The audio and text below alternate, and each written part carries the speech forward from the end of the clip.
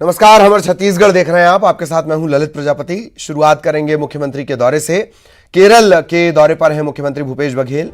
भारत जोड़ो पदयात्रा में वे शामिल हुए हैं। कोल्लम में भारत जोड़ो पदयात्रा में 13 किलोमीटर चलने के बाद नींदकरा में ये यात्रा रुकी है। काजू श्रमिकों, मजदूर संगठन और उद्यमियों से यात्रा के दौरान चर्चा होनी है। आरएसपी तथा फॉरवर्ड ब्लॉक के नेताओं के साथ भी बातचीत हुई है। आज शाम मुख्यमंत्री भूपेश बघेल वापस रायपुर लौट आएंगे।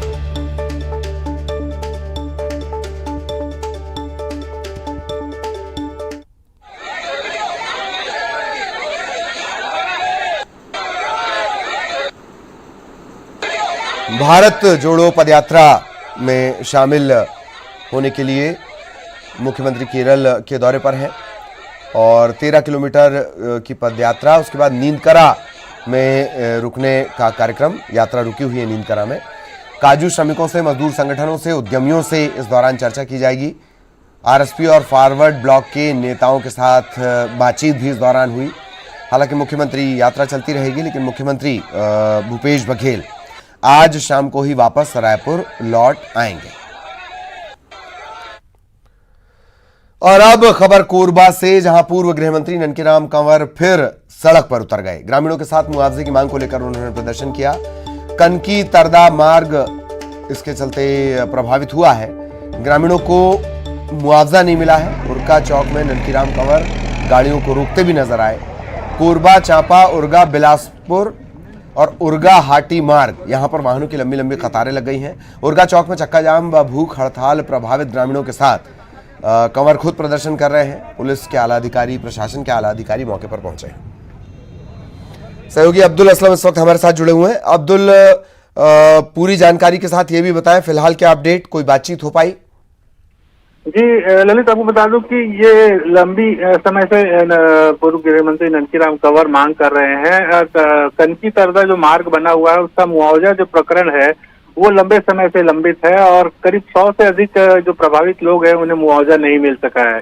इसको लेकर कई बार ननकीराम ने प्रदर्शन भी किया और पत्र भी लिखा शासन प्रशासन को। बावजूद इसके अब तक उनका मुआवजा जो है वो नहीं दिया गया है, जिसको लेकर आज फिर एक बार ननकीराम कंवर उरगा चौक में चक्का जाम कर दिया और खुद गाड़ियों को रोकते हुए नजर आए। उनके साथ जो प्रभावित ग्रामीण है वो मौजूद हैं और पुलिस के आला अधिकारी और प्रशासनिक अधिकारी भी मौके पर पहुंचकर उन्हें समझाने की कोशिश कर रहे हैं। चलिए, बहुत बहुत शुक्रिया आपका इस तमाम जानकारी के लिए। लेकिन आप हमारे साथ बने रहें, एक और अहम खबर को लेकर आगे हम आपसे चर्चा करेंगे। राजनांदगांव से पूर्व सांसद अभिषेक सिंह और मधुसूदन यादव को 3 थानों का नोटिस मिलने के बाद राजनीतिक सरगर्मियां तेज हैं। अनमोल इंडिया चिटफंड मामले में दोनों पूर्व सांसदों को गुमका, चिखली और लालबाग थाने से नोटिस आया है। शुक्रवार को सेशन कोर्ट में इन्हें उपस्थित रहने के लिए कहा गया था। इसके बाद बीजेपी कार्यकर्ता एसपी ऑफिस पहुंच गए। एसपी को ज्ञापन सौंपा गया। पार्टी के प्रवक्ता रविंद्र सिंह ने कहा है कि मामला सुप्रीम कोर्ट से खारिज हो गया। इसके बाद भी दोबारा इस थाने में एफआईआर दर्ज की गई। ये गलत है, इसे बर्दाश्त नहीं किया जाएगा। ये चिट फंड मामले में फिर एक एफआईआर की गई है, जबकि माननीय उच्च न्यायालय बिलासपुर के द्वारा सारे मामलों में स्टे है और सिमिलर मैटर में जानबूझ के मतलब एफआईआर करते हैं और गिरफ्तारी का या कोर्ट में परेशान करते हैं, जबकि ऐसा होना नहीं चाहिए था।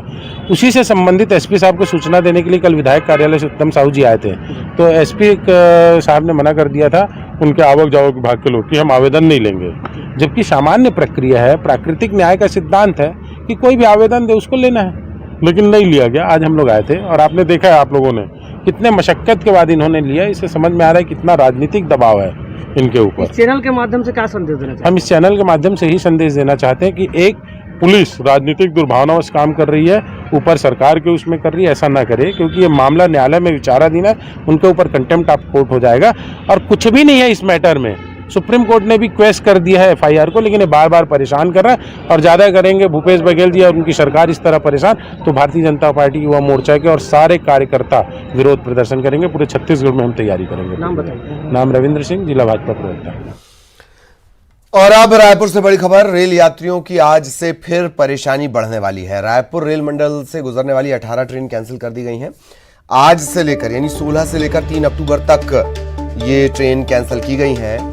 जबलपुर मंडल में नॉन इंटरलॉकिंग का काम चल रहा है। लिहाजा रायपुर रेल मंडल से गुजरने वाली 18 ट्रेन कैंसिल कर दी गई हैं।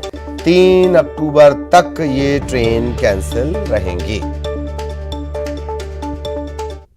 मंडल में नॉन इंटरलॉकिंग कार्य होने के चलते 38 ट्रेनों को रद्द किया गया है और आज से उनमें से छत्तीसगढ़ से जो 18 ट्रेनें हैं जो छत्तीसगढ़ से होकर गुजरती हैं, राजधानी रायपुर से गुजरती हैं रायपुर रेल मंडल से, और ये ट्रेनें भी जो है वो प्रभावित हुई हैं, वो रद्द हैं। और इसकी वजह से आप देख सकते हैं कि रायपुर रेलवे स्टेशन पर किस तरह की दिक्कतों का सामना लोगों को करना पड़ रहा है। 18 ट्रेनें जो है वो रायपुर रेल मंडल की रद्द रहेंगी। स्टेशन पर आप देख सकते हैं कि यात्री किस तरह से इंतज़ार कर रहे हैं, लगातार परेशान हो रहे हैं। और रायपुर रेल मंडल से जो गुजरने वाली गाड़ियां हैं उन गाड़ियों में है दुर्ग कानपुर एक्सप्रेस, कानपुर दुर्ग साप्ताहिक एक्सप्रेस। इसके साथ ही अगर हम बात करें तो दुर्ग नौतपा एक्सप्रेस, नौतपा दुर्ग साप्ताहिक एक्सप्रेस, और अगर हम बात करें तो लखनऊ रायपुर, रायपुर लखनऊ, दुर्ग निजामुद्दीन, निजामुद्दीन दुर्ग, दुर्ग उधमपुर, उधमपुर दुर्ग, और दुर्ग अजमेर, अजमेर से दुर्ग।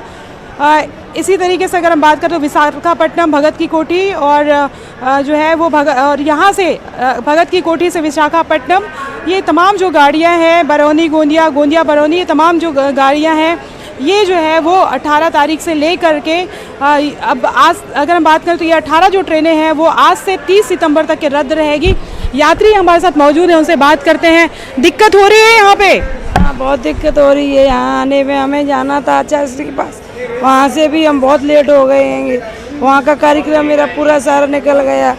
अब यहाँ से हम जाएंगे, देखो क्या होता है। अच्छा, अचानक से जब पता चलता है कि अचानक से ट्रेनें रद्द हुई है तो कम से कम ये होना चाहिए कि बहुत पहले से शेड्यूल होना चाहिए चीज़ें जो है, चाहे वो मरम्मत का ही काम क्यों ना हो। नहीं, ऐसा नहीं होना चाहिए क्योंकि यात्रियों को आने जाने में बहुत असुविधा हो रही है और हम लोग तो इतने परेशान हो रहा है कि 2-2, 3-3 घंटे तक लेटे रहते हैं और बच्चे भी परेशान हो रहा है जो हमारे साथ हुए, और यात्रा में हमें बहुत परेशानी आ रही है। ट्रेनों लेट होने की वजह से बहुत परेशान हो रहे हैं। तो ये लगातार ट्रेनें जो हैं वो लेट चल रही हैं, और अगर दूसरी बात ये कि रद्द भी चल रही है, यानी कि जो गाड़ियां चलती है फिर उसमें खासतौर पे अगर हम बात करें तो यात्रियों को वहां पर भी दिक्कत होती है, खड़े खड़े यात्रा करनी पड़ती है, पूरी ट्रेनें जो है वो फुल रहती है, मुश्किलें कहीं कम होने का नाम नहीं ले रही हैं। और फिलहाल तो अगर हम बात करें तो 18 ट्रेनें रद्द है। कैमरा पर्सन राजन के साथ ममता लांजेवाल, न्यूज़ 18 छत्तीसगढ़, रायपुर। छत्तीसगढ़ में शुक्रवार का दिन हादसों का दिन रहा। अलग अलग शहरों में कई भीषण हादसे हुए।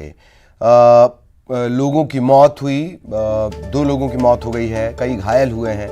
मुंगेली के बिलासपुर रायपुर एनएच पर 2 ट्रकों में टक्कर हो गई। इसके बाद एक ट्रक में आग लग गई और ट्रक में जो ड्राइवर फंसा हुआ था उसकी जलने से मौत हो गई। आग लगने की खबर मिलते ही पथरिया और बोदरी से फायर ब्रिगेड की टीम पहुंची, आग पर काबू पाया गया। सरगांव पुलिस मौके पर आई, कड़ी मशक्कत के बाद आग पर काबू पाया गया। इधर पेंड्रा के बिलासपुर मुख्य मार्ग पर खड़े ट्रेलर को ट्रक ने पीछे से ठोकर मार दी। हादसे में ट्रक के क्लीनर की मौत हो गई। ड्राइवर की हालत गंभीर है। बताया जा रहा है कि ट्रक कटनी से बिलासपुर जा रहा था। वार्ड नंबर 13 में पानी की टंकी के पास ही दुर्घटना हो गई।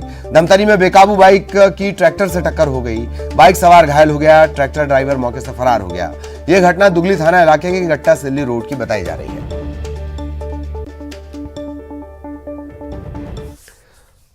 और अब खबर मुंगेली से। बिलासपुर रायपुर नेशनल हाईवे पर दर्दनाक हादसा हुआ। 2 ट्रकों में टक्कर हो गई। टक्कर के बाद ट्रक में आग भी लग गई। एक ट्रक में आग लग गई और इसी ट्रक में जो ड्राइवर फंसा हुआ था वो जिंदा जल गया। कड़ी मशक्कत के बाद आग पर तो काबू पा लिया गया, लेकिन ड्राइवर की जान नहीं बच पाई। पथरिया और बोदरी से फायर ब्रिगेड की टीम पहुंची, सरगांव पुलिस भी मौके पर है।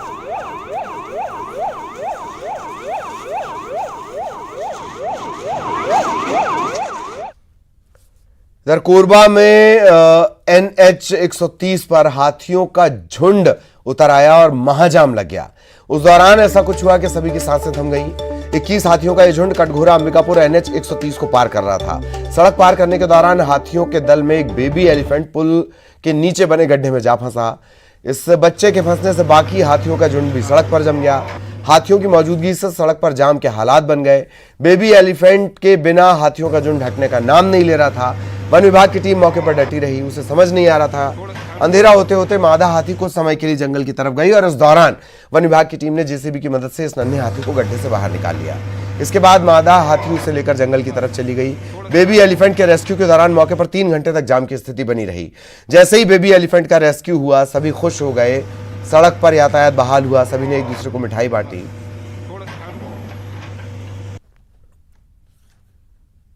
और सूचना मिलते ही किंदई रेंज के स्टाफ और हमारे एतमा नगर रेंज के सारे स्टाफ, साथ में ही जडगा रेंज के भी स्टाफ आकर यहाँ पर पहले तो हम लोगों ने पूरे हाईवे में ट्रैफिक को रुकवाया। जैसे ही उसकी माँ जो है हथनी वो दूसरी तरफ गई तो फिर हम लोगों ने खुद ही वहाँ जा करके उसको रस्सी से खींच करके जेसीबी में बांध करके ऊपर उठाया, जैसे कि आप लोग देखे हैं। उसकी मां लगातार प्रयास कर रही थी कैसे भी निकल जाए, लेकिन गड्ढा उतना ज़्यादा था और कंक्रीट में क्योंकि काई जम गया था, इस कारण वो निकल नहीं पा रहा था। तो जैसे ही उसकी मां किनारे हुई, हम लोगों ने उसे रस्सी से बांध करके उसको बाहर निकाला। सर हम लोग जा रहे थे, अंबिकापुर जाना है हम लोग को, रास्ते में हाथी का दल आया हुआ है जिसके नाम से हम लोग रुकना पड़ा यहाँ पर। कितना टाइम फंसे आप? लगभग आधा घंटा हो गया। और अब कांकेर से खबर, ठेलका बोर्ड में भालू का आतंक सामने आया है। 2 शावकों के साथ एक मादा भालू घूम रही है। एक ग्रामीण पर हाल ही में इन्होंने हमला भी कर दिया था। इसके चलते अब इलाके में दहशत का माहौल बना हुआ है।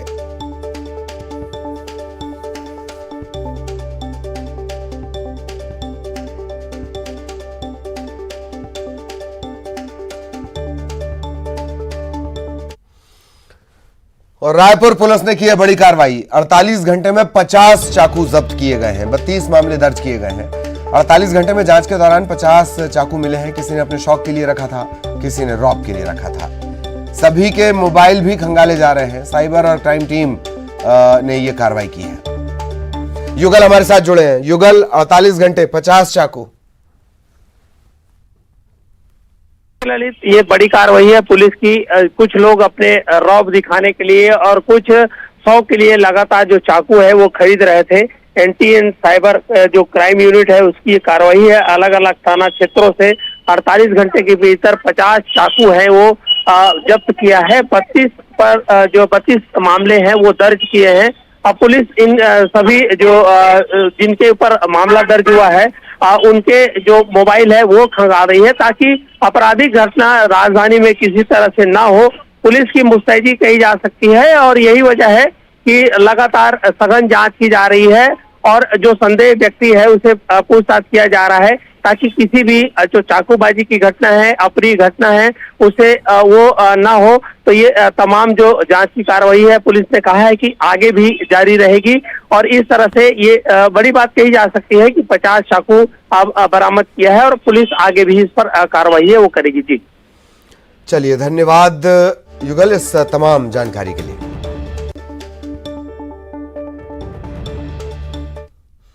एक और अहम खबर कांकेर से इस वक्त मिल रही है। मल्ल डोबरी के आंगनवाड़ी में भालू घुस आया है। आंगनवाड़ी का दरवाजा तोड़कर यह भालू घुस गया और आंगनवाड़ी में जो रेडी टू ईट रखा था, बच्चों का जो खाना रखा था, इससे ये चट कर गया। 2 दिनों से गांव में ये भालू आ रहा है। लगातार इसके गांव में आने से ग्रामीणों में दहशत है। वन विभाग को सूचना दे दी गई है।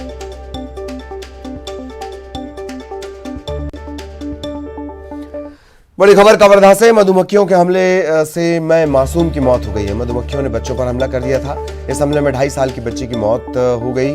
6 और लोगों को भी मधुमक्खियों ने काटा है। बचाने गए लोगों पर भी मधुमक्खियों ने हमला कर दिया। तरेगांव थाना इलाका लगता है और दलदली गांव की पूरी घटना है।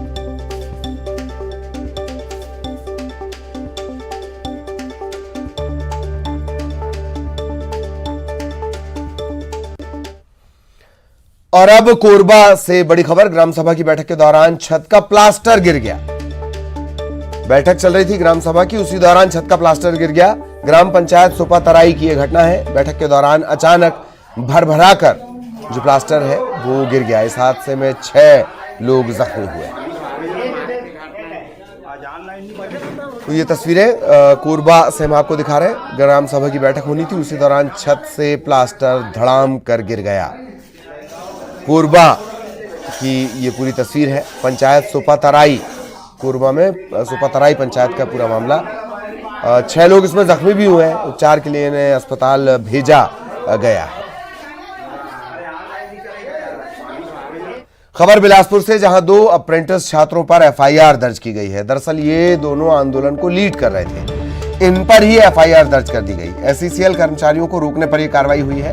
कार्यालय के अंदर जाने से रोकने को लेकर ये सख्त कार्रवाई की गई है। महाप्रबंधक कार्मिक की शिकायत पर ये कार्रवाई हुई है।